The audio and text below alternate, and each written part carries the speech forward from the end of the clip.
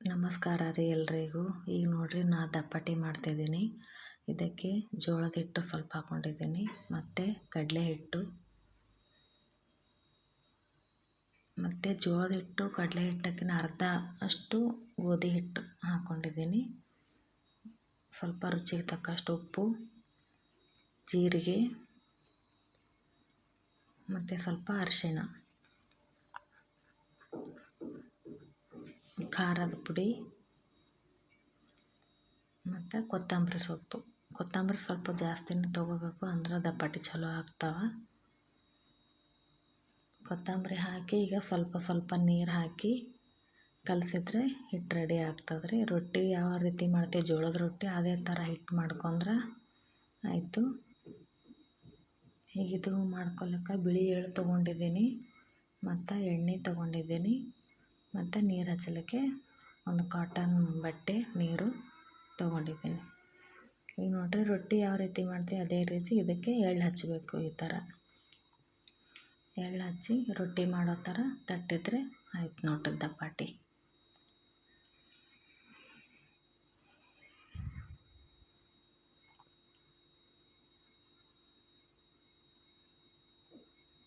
ಈಗ ಹಂಚ್ಕಾದ ಹಂಚಿನ ಮೇಲೆ ಈಗ ಹಾಕ್ಕೊಳಕತ್ತೀನಿ ನೋಡ್ರಿ.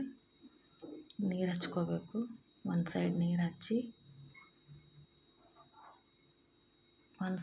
ಹಚ್ಕೊಂಡು ಮತ್ತೆ ಎರಡು ಸೈಡ್ ಎಣ್ಣೆ ಹಚ್ಕೋಬೇಕು. ಎಣ್ಣೆ ಹಚ್ತಾ ಇದ್ದೀನಿ ನೋಡಿ. ಈಗ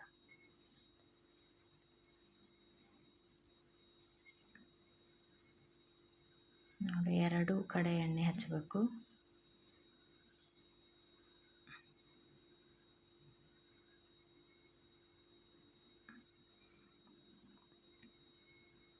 ಈಗ ನೋಡ್ರಿ ದಪ್ಪಟ್ಟಿ ರೆಡಿ ಆದವು ನೋಡ್ರಿ. ದಪ್ಪಟ್ಟಿ ಜೊತೆ ಬದ್ನಿಕಾಯಿ ಎಣ್ಗಾಯಿ ಪಲ್ಯ ಮಾಡ್ತಾಯಿದ್ದೀನಿ ನಾನು. ನೋಡಿರಿ ಬದ್ನಿಕಾಯಿ ತೊಗೊಂಡು ಅದನ್ನು 4 ಭಾಗವಾಗಿ ಕಟ್ ಮಾಡಬೇಕು. ಒಂದು ಬದ್ನಿಕಾಯಲ್ಲಿ 4 ಭಾಗ ಮಾಡಬೇಕು. ಈ ಥರ ನೋಡ್ಕೊಂಡು ಮಾಡಿ, ಕೆಲವೊಂದರಲ್ಲಿ ಹುಳ ಇರ್ತದೆ.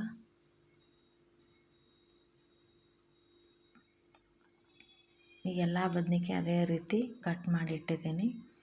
ಈಗ ಬದ್ನಿಕಾಯಲ್ಲಿ ತುಂಬಲಿಕ್ಕೆ ಸ್ಟಫಿಂಗ್ ರೆಡಿ ಮಾಡ್ಕೋತಾ ಇದ್ದೀನಿ ನೋಡಿ. ಇದು ಶೇಂಗಾದ ಪುಡಿ, ಶೇಂಗಾ ಹುರಿದು ಮಿಕ್ಸರಲ್ಲಿ ಹಾಕಿಟ್ಟಿದ್ದು ಶೇಂಗಾದ ಪುಡಿ, ಮತ್ತು ಸ್ವಲ್ಪ ರುಚಿಗೆ ತಕ್ಕಷ್ಟು ಉಪ್ಪು, ಅರಿಶಿಣ, ಮತ್ತು ಖಾರದ ಪುಡಿ, ಮತ್ತಿದು ಖಾರ ಹಿಂಡಿ ಗುರೆಳ್ಳು ಪುಡಿ ಅಂತೀವಿ ನೋಡ್ರಿ. ಸ್ವಲ್ಪ ನೀರು ಹಾಕಿ ಈಗ ಮಿಕ್ಸ್ ಮಾಡಿದರೆ ಈ ಥರ ಸ್ಟಫಿಂಗ್ ರೆಡಿ ಆಗ್ತದೆ. ಈಗ ಬದ್ನಿಕಾಯಲ್ಲಿ ಅದನ್ನು ತುಂಬಬೇಕು ನೋಡ್ರಿ. ಎಲ್ಲ ಬದ್ನಿಕಾಯಲ್ಲಿ ಈ ಥರ ತುಂಬಬೇಕು.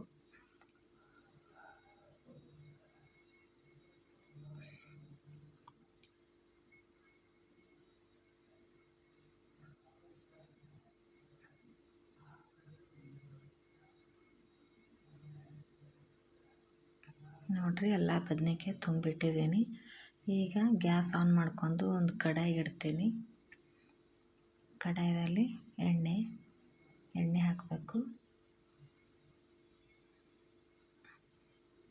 ಎಣ್ಣೆ ಕಾದ ನಂತರ ಸ್ವಲ್ಪ ಬೆಳ್ಳುಳ್ಳಿ,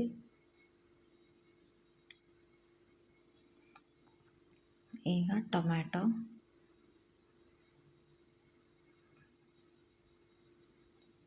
ಸ್ವಲ್ಪ ಮೆತ್ತಗಾದ್ಮೇಲೆ ಬದ್ನಿಕಾಯಿ ಈ ಥರ ಎಲ್ಲ ಬದ್ನಿಕಾಯಿಗಳು ಹಾಕಬೇಕು.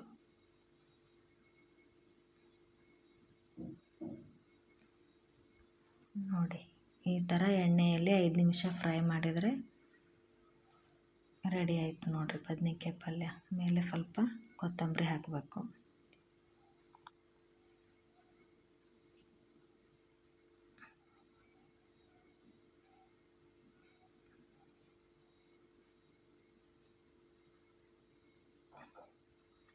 ರೆಡಿ ಆಯ್ತು ನೋಡಿರಿ ಬದ್ನಿಕಾಯಿ ಎಣ್ಗಾಯಿ ಪಲ್ಯ ಮತ್ತು ದಪ್ಪಟ್ಟಿ. ಬರ್ರಿ ಎಲ್ಲರೂ ಊಟ ಮಾಡೋಣ. ನಮಸ್ಕಾರ ರೀ ಎಲ್ರಿಗೂ.